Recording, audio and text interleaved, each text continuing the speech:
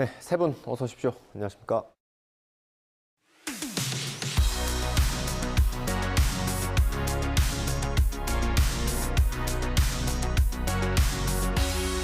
시청자 비평 리뷰와이 시작하겠습니다. 먼저 조수진 시청자 평가원이 가져오신 오늘의 주제부터 들어봅니다.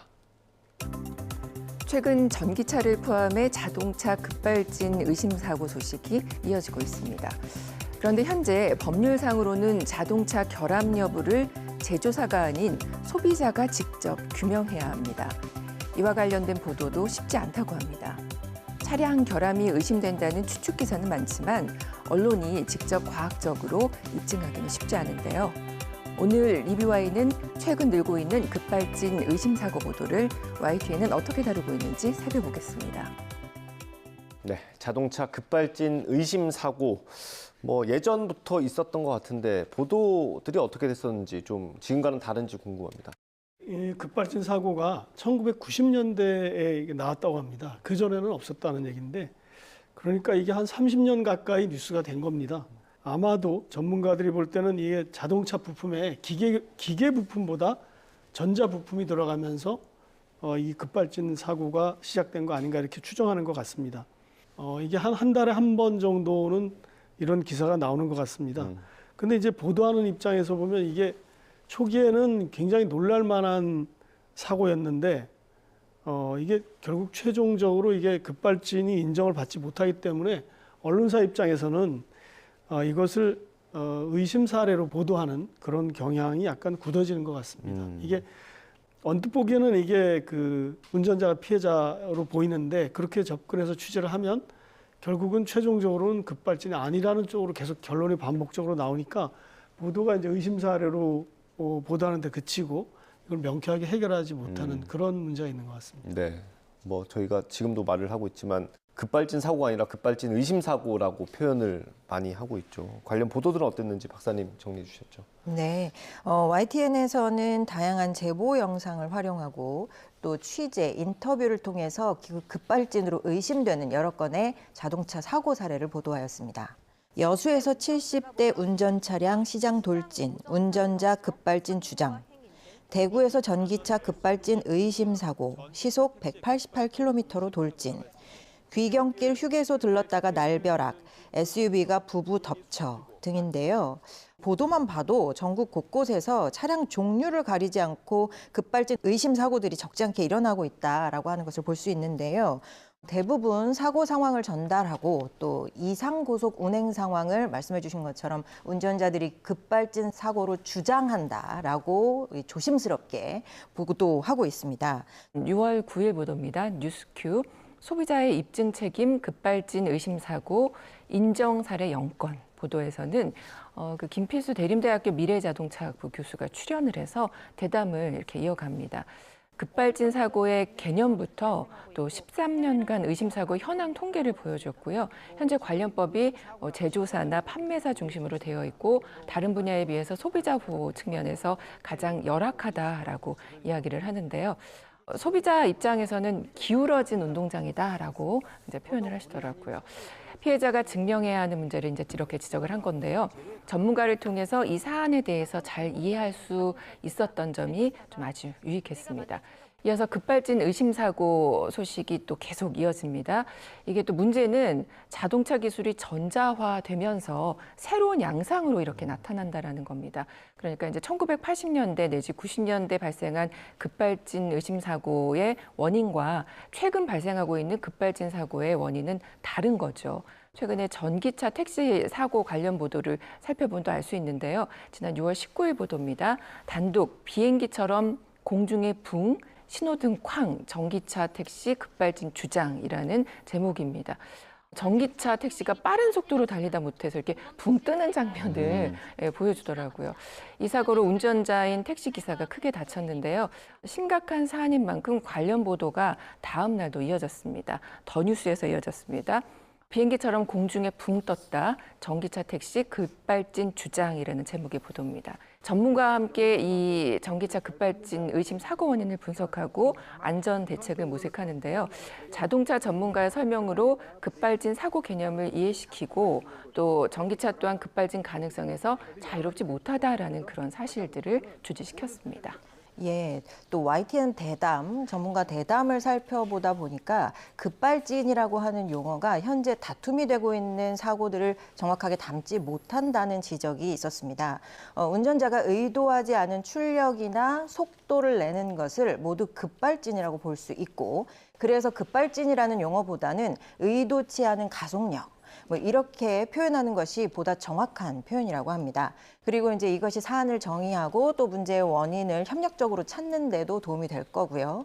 그래서 보도에서도 급발진을 의도치 않은 가속력이라는 표현으로 병행 표기 또 언급하다가 차차 바꾸어 나가는 것이 어떨까 합니다.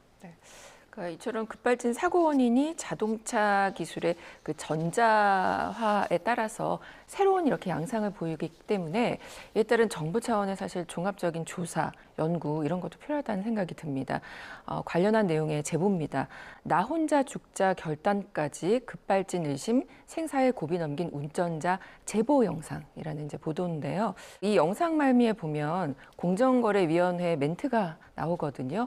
최근 급발진 사고, 소프트웨어 결함 등 신기술로 발생하는 사고에서 정보의 비대칭성 등으로 인해 소비자가 결함을 입증하기 어려운 경우가 많을 것이다라며 국민적 관심도가 높아서 조속한 연구가 필요하다라고 설명을 합니다. 자동차의 전자장치 및 소프트웨어 신뢰성과 안전성에 대한 폭넓은 연구도 절실한 만큼 이게 이제 필요하다, 중요하다라는 것들을 담아서 전하는데요. YTN 보도를 바탕으로 또 공정거래위원회 의견처럼 조속한 연구가 실행되기를 바라는 마음입니다. 예, 여러 보도를 다루면서 놀랍다, 충격적이다 이런 표현을 계속 반복해서 접하게 됐었는데요.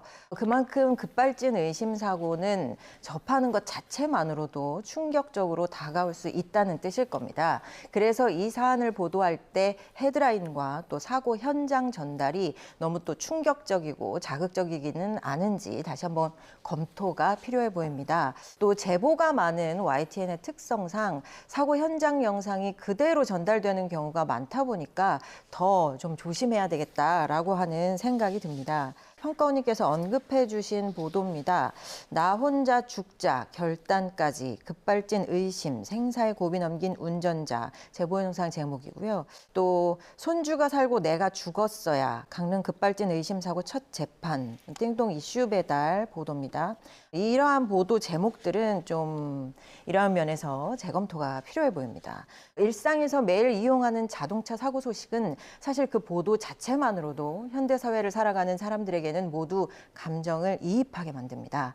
원인이 명확하게 규명되지 않은 자동차 이상주행 사건, 사고 보도는 접하는 것 자체만으로도 혹시 나도? 내 차도? 하는 두려움을 갖게 하죠. 자칫 일상 속에서 과도한 불안과 공포를 증폭하지 않도록 제목 헤드라인을 선정하실 때 그리고 또 현장 영상과 음성을 전달하실 때는 다시 한번 더 고민과 점검이 필요해 보입니다. 네, 이 급발진 의심 사례 결국 이제 운전자들이 원인을 밝혀내야 되는 상황인데 너무 전문적인 분야고 또 이걸 입증하기가 되게 어려운 상황 아니겠습니까? 근데 이거를 우리 탐사보고서 기록팀이 이 문제를 다뤘다고 하네요. 이 기사도 보셨는지? 예, 네. 그렇습니다. 예, 국내에서 기술 결함으로 인한 자동차 급발진이 인정된 경우가 거의 없기도 하고 또 그래서 더더욱 이 사안은 여러 가지로 언론이 접근이 어려운 이슈입니다. 대부분의 경우에 교통사고, 사건, 사고로 단신으로 처리되는 경우가 많고요. 앞에서도 언급됐지만 그중 원인이 불명확한 사고에 대해서는 운전자가 급발진을 주장하고 있다는 내용으로 전달되는 경우가 대부분입니다. 그렇다 보니까 그동안 급발진 의심 사고, 사건 사고 보도를 접하면서 의문과 또 궁금증이 쌓이고 쌓였었는데요. 그래서 답답하기도 했습니다.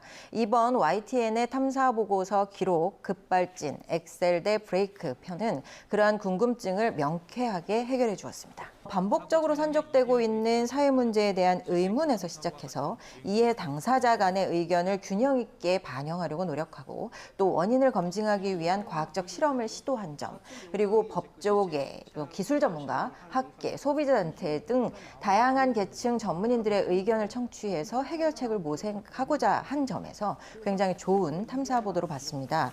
앞으로도 YTN에서 이러한 심층 탐사 보도를 더 자주 만날 수 있게 되기를 기대합니다. 네.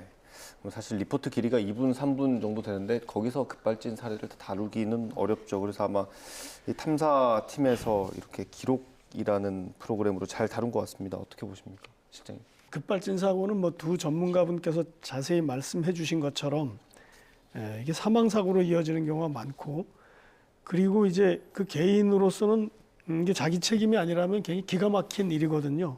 그리고 또 이런 사례가 계속 누적되기 때문에 사실 언론이 잘 다뤄야 되는 것은 사실입니다. 피해자 입장에서 보면 너무나 이게 정말 힘든 과정인데, 이제 그 자동차를 만든 제조사 입장을 보면 직접 인터뷰를 하지 않고 그 입장만 전달하는 것을 저도 이 취재를 보면서 제가 느꼈습니다. 근데 그걸 보면 이제 이 취재가 얼마나 그 자동차 제조사와 피해자가 정말 비대칭적인 정보, 그다음에 기울어진 운동장에서 싸우느냐를 알 수가 있는데, 사실 언론사 입장도 굉장히 이게 힘들죠. 왜냐하면 이게 대기업이라는 거는 굉장히 조직화되어 있고 자본이 튼튼한 데 비해서 피해자라고 하는 사람들은 굉장히 미미하거든요, 힘이. 그렇기 때문에 그 가운데서 균형을 잡기도 어렵고 한 점인데, 그 부분을 굉장히 그러니까 이겨내면서 취재를 한다는 거, 그 부분을 좀 이해해 주셨으면 좋겠고요.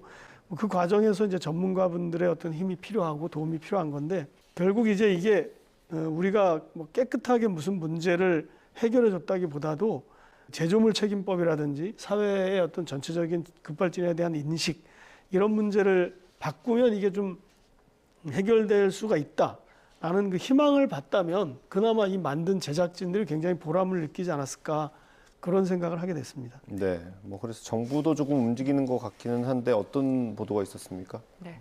6월 6일 보도입니다. 급발진 인정 영권 소비자가 입증 기울어진 운동장이라는 제목의 보도인데요. 소비자가 차량 결함을 인정해야 하는 한계점을 짚으면서 세부적인 대책 마련 필요성을 전해줬습니다. 이 보도를 이제 자세히 분석해 보면 급발진 사고와 관련해서 문제점이 무엇인지 알리면서 국내 법상 사고 발생의 원인을 그 소비자가 입증해야 한다는 것과 또 우리가 EDR이라고 보통 얘기하죠. 사고 기록 장치의 그 낮은 실효성 문제를 설명을 했는데요. 이어서 어떤 대책이 필요한지를 구체적으로 다룹니다. 소비자가 아닌 자동차 제조사가 차량 결함 여부를 입증하도록 법을 바꿔야 한다는 거죠. 현재는 이제 제조물 책임법상 차량 결함을 소비자가 입증을 해야 하는데요. 소비자가 첨단 기술이 집적된 차량 결함을 밝혀야 한다? 이거는 정말 거의 불가능한 게 현실이죠. 관련 개정 법률안이 발의는 됐지만 아직 국회 문턱을 넘지 못하고 있다고 하는 소식도 전하는데요. 이게 왜 국회에서 이 법안이 진전이 안 되는지 언론이 잘 감시해야 할 그런 사안이라는 생각이 듭니다. 예, 맞습니다. YTN 탐사 보고서 기록과 같은 심층 보도 또한 한 편의 보도 프로젝트로 끝날 것이 아니라 후속 보도를 통해서 변화 추이를 꾸준히 추적해 주시면 하는 바람입니다. YTN 탐사 보고서 기록, 급발진, 엑셀 대 브레이크 이 편을 통해서 오랫동안 베일에 쌓여온 문제에 대해서 분석하고 파헤쳤다면 이 문제를 해결하기 위한 정부 측과 입법부의 제도 개선 노력은 어떻게 진행되고 있는지 취재 정리한 보도가 바로 이어졌었다면 더 좋았겠다라고 하는 생각을 합니다. 그런 면에서 정부에서 준비하고 있는 개선안은 무엇인지 추적할 필요가 있고요. 또 강릉 급발진 의심사고 유가족이 제조물 책임법 개정 관련 국민청원을 접수했고 또 그 동의가 5만 건을 넘어서 법안이 발의된 것으로 보도에서 전하고 있는데요. 제조물 책임법 개정안 발의가 이번이 처음이 아니라고 하죠. 발의는 계속됐으나 계속 계류 중이었거나 회기를 넘겨서 폐기되었던 이유가 무엇인지 추적 보도가 필요합니다. 면밀한 추적 분석을 통한 문제 제기 보도 후에는 언론이 지속적으로 추적 보도하고 사안에 관심을 가져야 문제 상황이 바뀌어 간다는 것을 우리는 알고 있습니다. 이 사안에 대해서도 YTN이 계속 관심을 갖고 보완 제도가 마련되는지 또 그 제도가 실효성이 있는지 추적해서 보도해 주시길 기대합니다. 네. 탐사 보고서 기록 그리고 취재가 조금 이어져서 연결됐으면 좋겠다라는 말씀이셨고요. 오늘 리뷰와의 내용 정리 한번 해보겠습니다. 이것만은 꼭 시간입니다. 평가원님부터 한 줄 요약 들어보겠습니다. 소비자 보호 문화 이끌어내는 보도 되길. 지난 13년 동안 급발진 의심 사고가 766건인데요. 급발진 소송 중에 피해자가 제작사를 이긴 경우가 없습니다. 사고가 났을 경우도 소비자인 피해자가 규명해야 합니다. 정부 차원에서 첫 급발진 조사를 한 시점이 1999년이라고 하는데요. 20년이 훨씬 넘은 이 시점에 크게 달라진 건 없어 보입니다. 따라서 언론 보도는 정부 합동조사가 어떻게 이루어지는지 또 소비자를 보호하기 위해서 어떤 예방책들이 필요한지 지속적으로 다뤄야 합니다. 필요한 법률 제정을 위해 그리고 소비자 중심, 소비자 보호 문화를 끌어낼 수 있도록 지속적인 보도 힘써주시기 바랍니다. 네, 다음 김은정 박사님 한 줄 평 들어보겠습니다. 시민 관점에서 진실을 찾는 YTN의 탐사가 계속되길. 한국기자협회와 한국인터넷신문협회가 2021년 선언한 언론윤리 헌장 서문과 1조에서는 이렇게 명시하고 있습니다. 언론은 시민을 위해 존재하며 시민의 신뢰는 언론의 가장 소중한 자산이다. 윤리적 언론은 진실을 보도한다. 진실 추구는 언론의 존재 이유다. 매체와 분야, 형태에 관계없이 보도에 종사하는 언론인과 또 저와 같이 이 논평을 하는 관계자들이 실천해야 하는 핵심 원칙입니다. 이슈에 따라서 어떤 보도에 대해서는 제가 이 자리에서 관점을 분명히 해서 심층 해설해달라는 요청을 했었던 것 같은데요. 자동차의 의도치 않은 가속력, 이 급발진 사안에 대한 YTN의 탐사 보도, 사실 보도에서는 시민의 관점에서 진실을 추구하려는 진정성이 분명히 느껴졌습니다. 제도 보완을 이끌어내기까지 지속적인 관심으로 후속 보도를 이어주시길, 또 YTN이 이러한 진실 탐사 관점을 앞으로 더 다양한 분야에서 더 자주 접할 수 있게 되기를 기대합니다. 네, 오늘 리뷰와의 순서 여기서 마치도록 하겠습니다. 세 분 오늘 말씀 잘 들었습니다. 감사합니다.